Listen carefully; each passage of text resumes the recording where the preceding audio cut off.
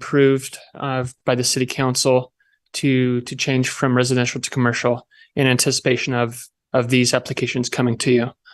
Related to this request, across the river to the west there, you may recall there was also a general plan amendment there for the opposite switch from commercial to residential. And then more recently, a rezone and concept plan for MDR zoning, medium density residential zoning, and a townhome community. So that's all been approved to this point. So now we're back on the commercial side of the property for these three requests: the rezone, the concept plan, and the conditional use permit. So currently the property is zoned MDR, medium density residential, and agricultural. So there's a couple parcels up to the north that are zoned agricultural, and the rest is zoned medium density residential currently. Go to the next slide.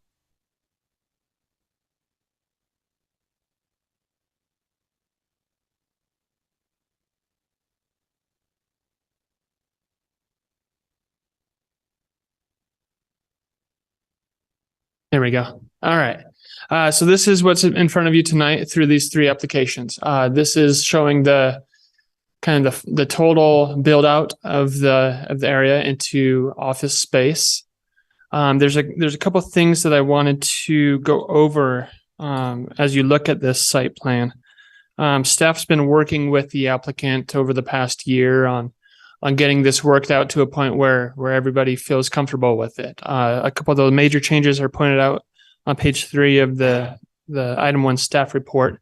But let me just say those for the record. One of the major things that came back from the neighborhood concerns specifically on the open city hall was a lot of parking and being able to see a lot of parking.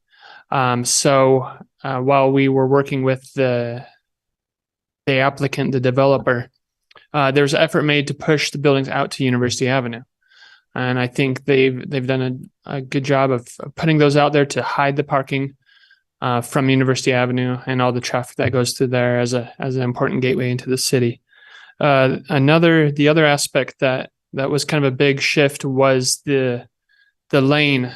This section of Edgewood Drive that connects, the river Woods up to 5600 North is currently a street that is to be vacated. So that street vacation application is going to go along with what's in front of you tonight to the city council with the rezone. But in an effort to keep that connectivity and address any traffic concerns, that was originally going to come out here, closer to the intersection of 5600 North University. There was effort made by the staff and the developer to push that further west to allow for more space between the intersections and the turns and provide a smoother kind of straight shot through this private lane, this private parking lot for these office buildings. So there's a couple of things that have been worked through with this design. And I mentioned that this is going to be a phased approach. Advance me to the next slide, Sandy.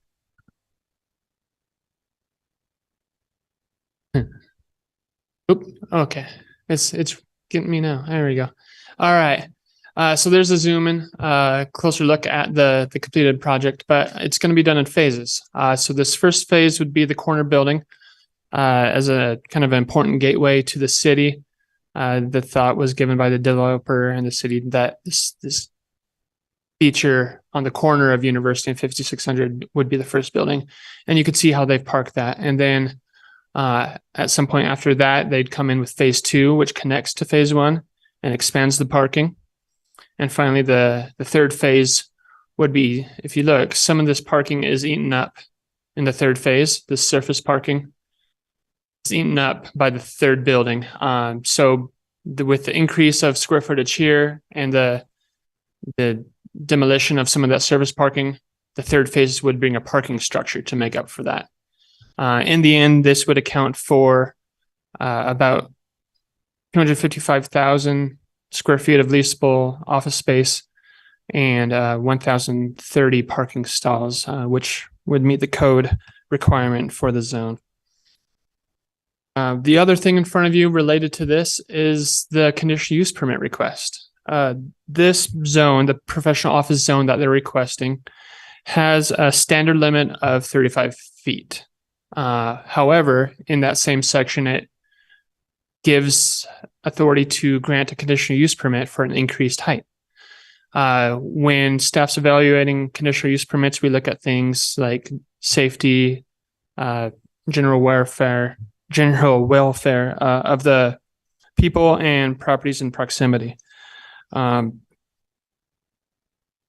think it's important to note staff's findings on those in your third staff report on the conditional use permit. In summary, staff doesn't feel that there is any risk to the health, safety, and welfare with this increased height. This is only done to provide a different architectural look. It's a 4-story building. There is no concern that would bring up with staff, at least. There's been some concern from the neighborhood about this, whether it's setting a precedent and things like this. Let me just relate that the conditional use permit, if granted, would run with this land, with only these properties. It doesn't set a precedent for anything else around it. Each conditional use permit is looked at case by case. So those that hopefully will satisfy some of those concerns that were brought up to you from the neighborhood. I know that the applicant has a fair amount of slides, so I'm going to try to give them time to go through those to give a good overview of the project. But maybe in summation, staff through these three applications in front of you, we're in support of them. We feel like we've started down this road by doing the general plan amendment. We're in support of this project coming in to this portion of the city, providing more economic viability, providing more office space, and providing an attractive gateway into Provo City. So that's all I have prepared, unless you have any questions for me. Questions, staff or commissioners?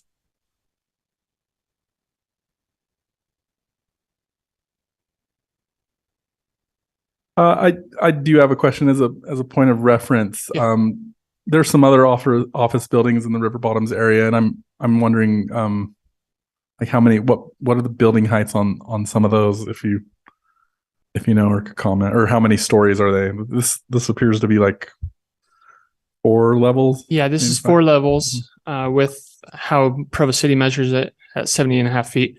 The buildings to the south are 4 levels, I believe, as well, maybe 3 in some cases, with a range of 40 to 50 feet tall of the ones that I looked at before the meeting.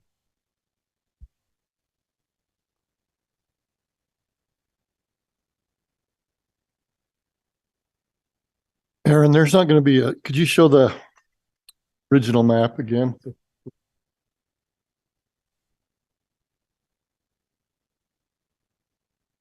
Be one house there that's going to remain. Yes, that is one. That's one residence that has remained through all this development around them. That's still an agricultural zone, and that's not going to be part of this development. Won't be a road that goes out from there between that home and the beginning of the project. It'd be like 5200 north or something.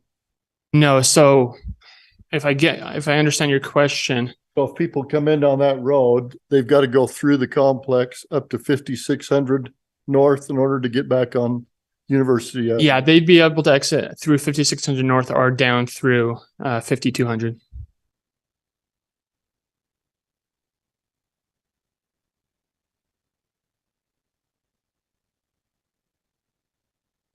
Any other questions for staff? Okay, thank you. We'll proceed with the applicant or their representatives. Please come up. Please note you're limited to no more than 15 minutes, and hopefully you could address some of the things maybe came up in neighborhood meetings or public comment concerns. We'll try and keep it shorter than 15 minutes. So this is a brief slide deck. I think, I'll tackle. My name's Jason White with 50 East Capital, and we're spearheading the whole effort here, along with our development partners, Folger Pratt, who will be up in a minute with some more detailed information. But I think some of the background is important on how we arrived here. So right now in front of you is 300,000+ square feet of office space. That was not the original plan. The original plan was something much less, because that's a lot of office space. But in discussions with city, mayor, economic development, a lot of constituents within the city, is that this is one of the last pieces of land at the gateway to Provo from the canyon, and something more impactful and more dense made sense on this land. And so we went back to the drawing board a few times, and this is where we ended up. Now, while we're only going to build 100,000 square feet to start, maybe someday, I don't know, 5 years, 10 years, maybe longer, we can build out the remainder, but it provides some density so that there's a little bit more, grandeur as you enter into Provo, and having a welcome to Provo sign and making it kind of a centerpiece of one of the gateways to the city seemed very important to the city and made a lot of sense to us. So that's how we got to, kind of the higher density here than we had on our initial plan. If we could, I don't know, can I advance the slides or? Okay, let's come back to this. Can I skip ahead, or I'm sorry, does this work? Let me see.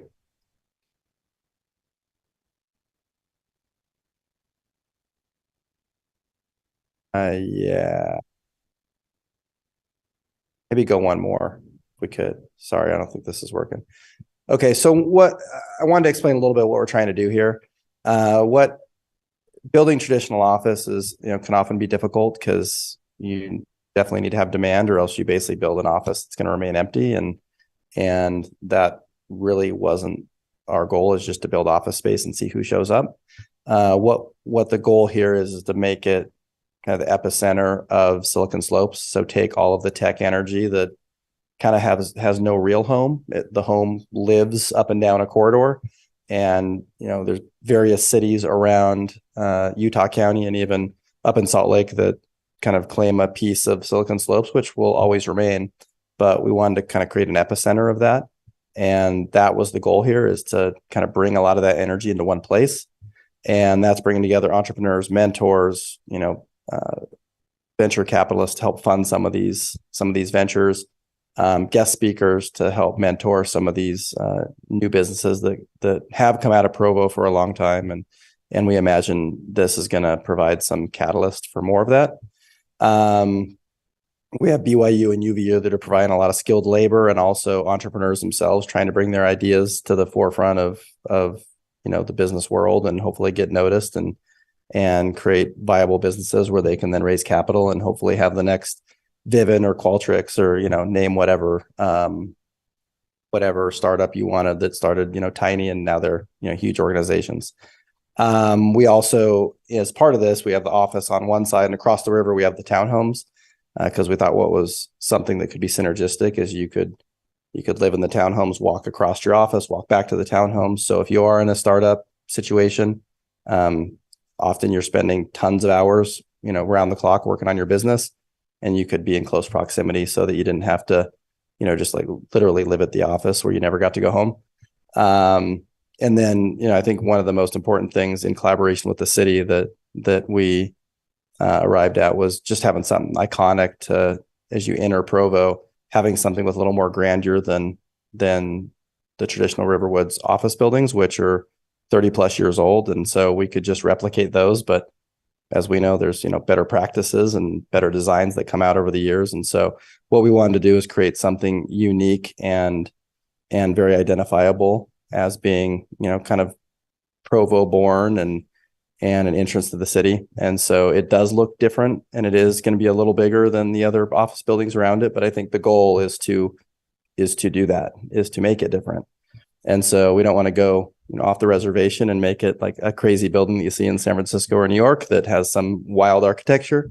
So as you can see, and you'll see in the renderings, it's a pretty clean look for its own uniqueness. But I think that, we've achieved what I think the goal was when working with the city and trying to get both something unique, but also something that kind of fit into the environment there. So with that, I'll turn the rest of the slides over to the rest of our Folger Pratt team to answer any particular questions. Thank you.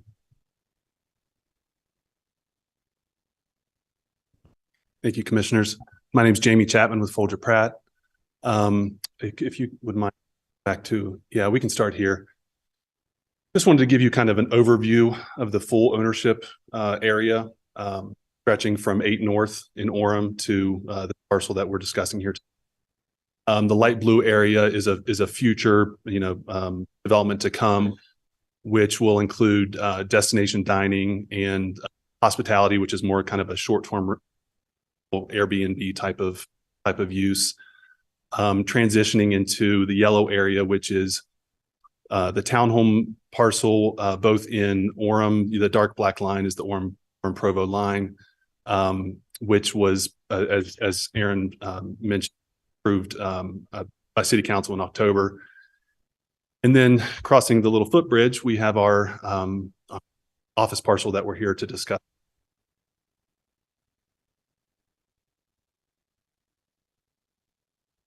Again, not going to reiterate, Aaron did a great job outlining why we're here today and what we're asking for.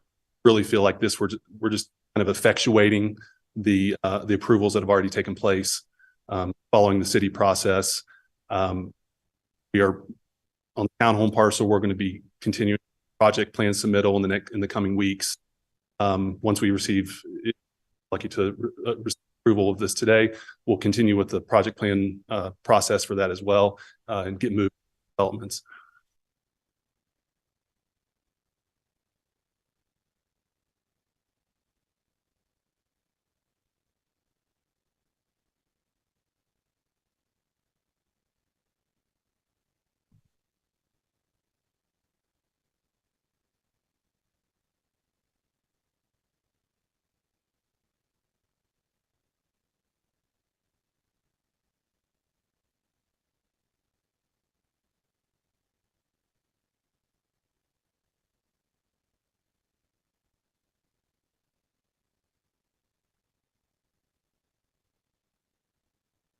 Aaron did a great job showing the plan. So he stole my thunder. I was going to go into a lot of that detail.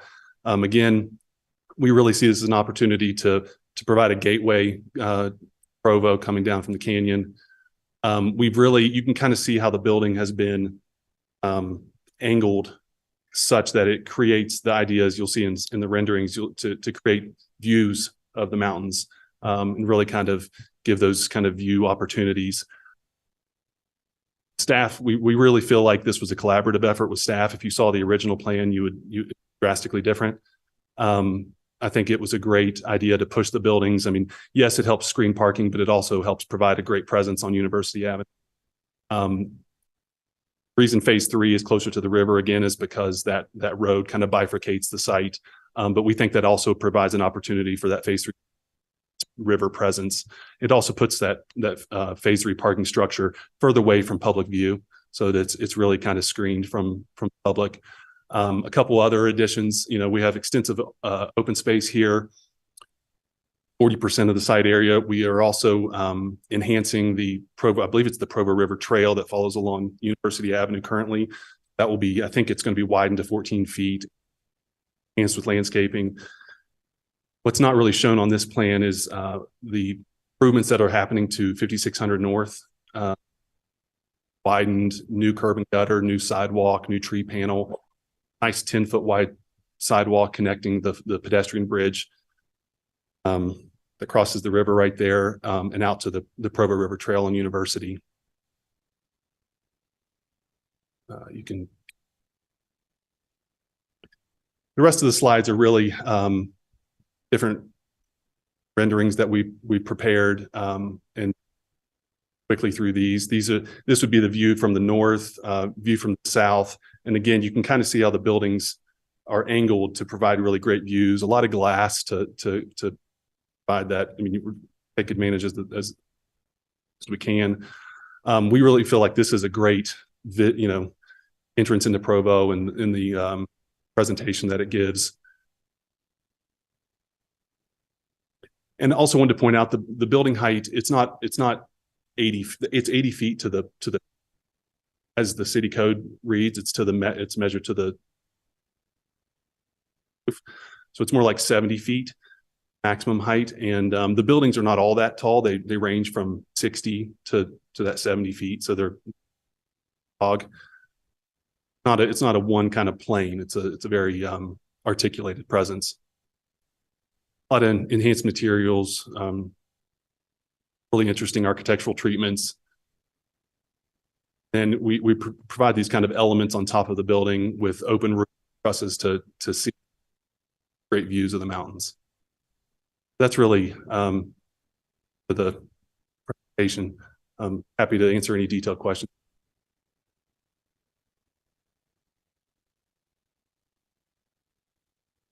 Hey, commissioners, do you have any questions?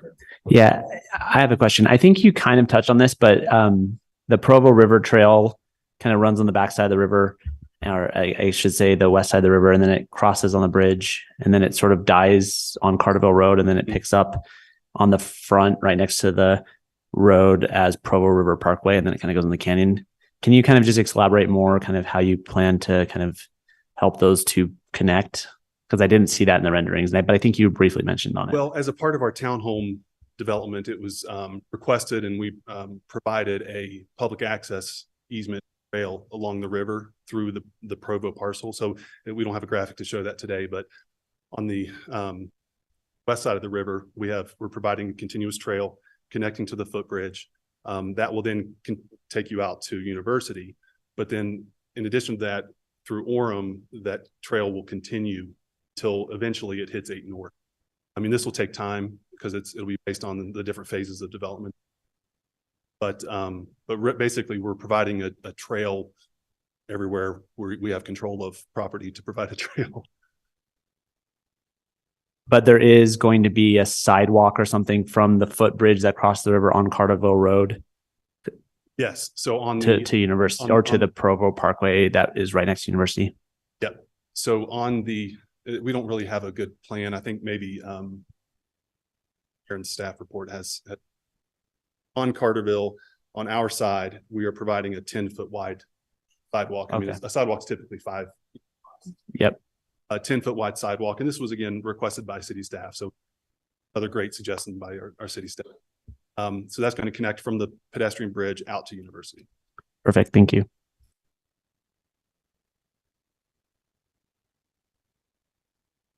Anyone else?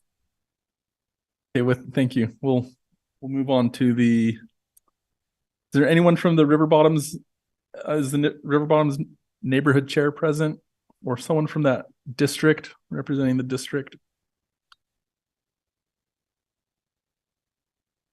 Okay, with that, we'll open public comment. Open the public hearing portion of this meeting. Any citizens want to step up and have yourselves heard? We'll have 2 minutes to make any comments.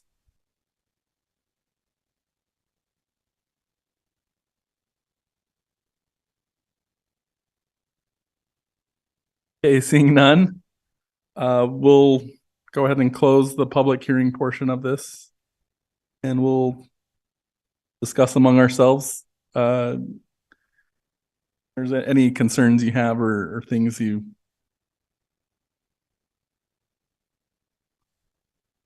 want to say?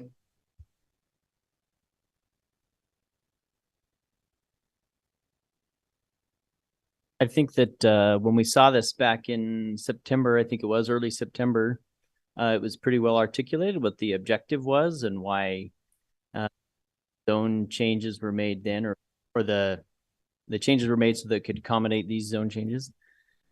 I don't think that there's anything really surprising here. One issue with the height that's been brought up, the clarifications there. I don't know that given the location, how close it is to University, topography of the ground behind it, I'm not sure that that's a huge. I'd be interested to see if there's any other comments on that. That's just the one question I have that. Yeah, my thoughts would be like if I would be concerned about building height if it was casting like a shadow on I-15 or not A-15, the 89, and making it extra icy or something. But it seems just from the site plan that there's that landscape buffer that they have, and then there's the trail, the Provo City River Trail right alongside that. And I don't know, but it seems like it would mitigate that.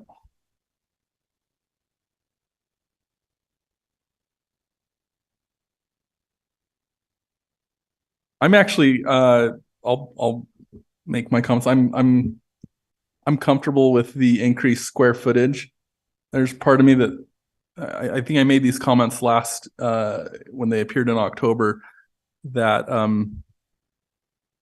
you know, I made the remark that we lost a couple businesses to Lehigh, like Ancestry moved out, Exactware, Verisk Analytics moved out. Podium was founded right here. Yeah, and it was to go to 4 and 5 story Class A office space, and it feels like we didn't have the capacity for that before, or maybe we didn't have something fresh and new enough. So I'm actually glad to hear that there's increased square footage and that's done in phases so that that it could accommodate the next 50 years and not the next 10 years of growth.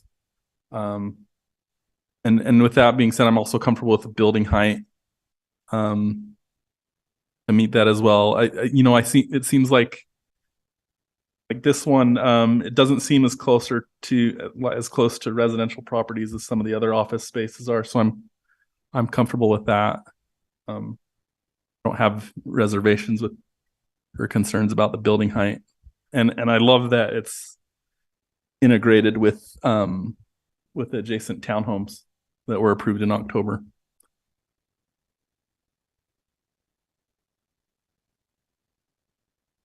I also want to say I do like the architectural treatments. I like rather than it just being a single monolithic building with one directional facade that it's articulated, that it's facing different directions. I like that. I like the variation in the treatments. That just provides some variety.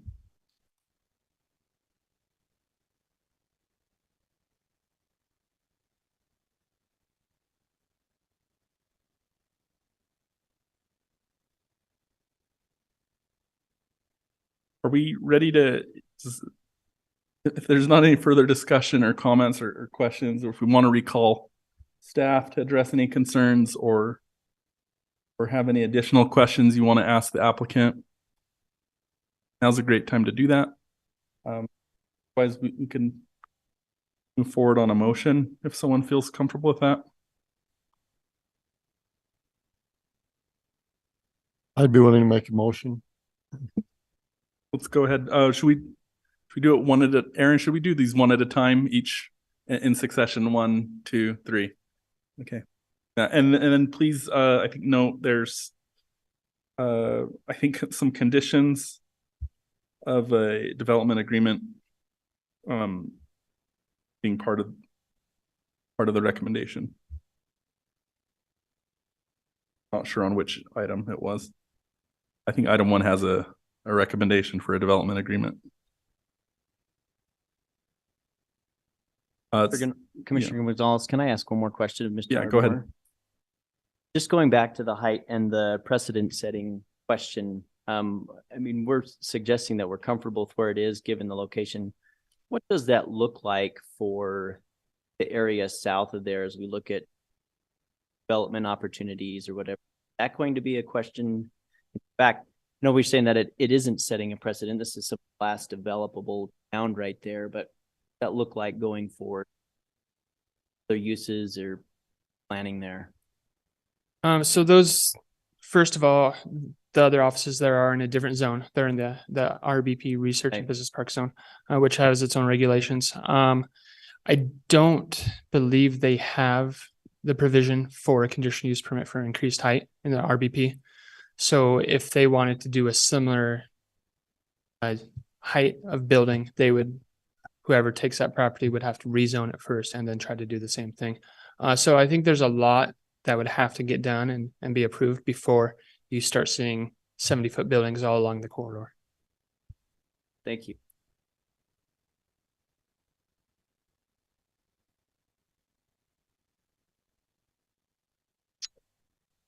I would propose then that we send a positive recommendation to the municipal council on item number 1. Dudley and Associates requests a zone map amendment from the MDR medium density residential zone and A1 agricultural zone to the PO professional office zone to allow for new office development located approximately at 5515 North Edgewood Drive, River Bottoms neighborhood. With the following staff recommendations, that the Planning Commission recommends approval for the zone map amendment and the following conditions: that a development agreement addressing staff's concerns if fully agreed to and executed prior to updating the zoning map. Is there a second on the motion? I'll second the motion. Right, we'll go ahead and vote, starting with Commissioner Whitlock. Aye. Aye. Aye. Aye. Aye. Okay, the motion passes with votes 5-0 in favor of recommending approval.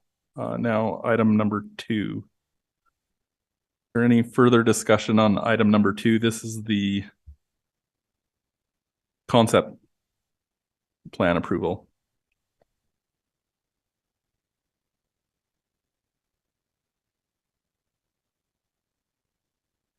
Then also note that it's subject to the property being rezoned to the PO zone.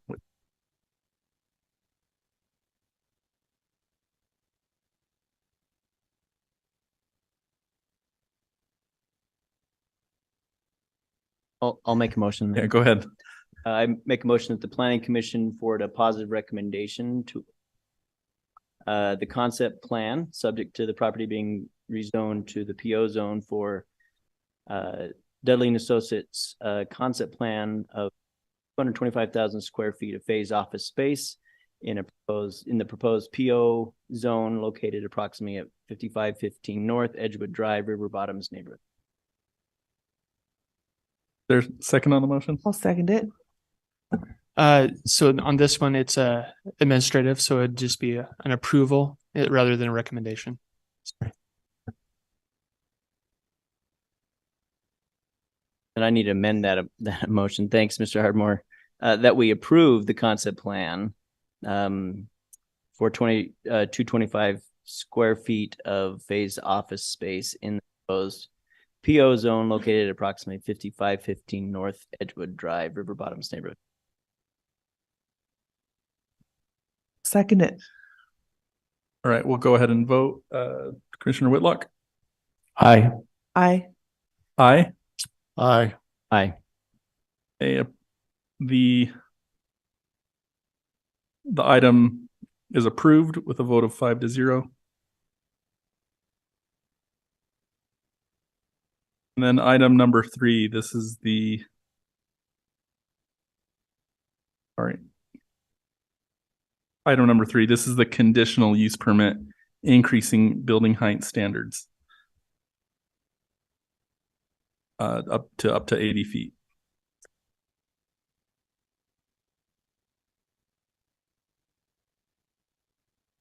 I'll make a motion again. That the Planning Commission approve the conditional use permit for Dudley and Associates to increase building height from standards in section 14.16.10 for up to 80 feet in height in the proposed professional office zone located approximately 5515 North Edgewood, River Bottoms neighborhood. Is there a second on the motion? I'll second. We'll go ahead with roll call or voting. Commissioner Whitlock? Aye. Aye. Aye. Aye. Aye. Okay, the item is approved with a vote of 5-0. I believe that concludes our agenda for this evening. Does anyone want to make a motion to adjourn? I motion we adjourn. I'll second it. With that, we're adjourned. Thank you.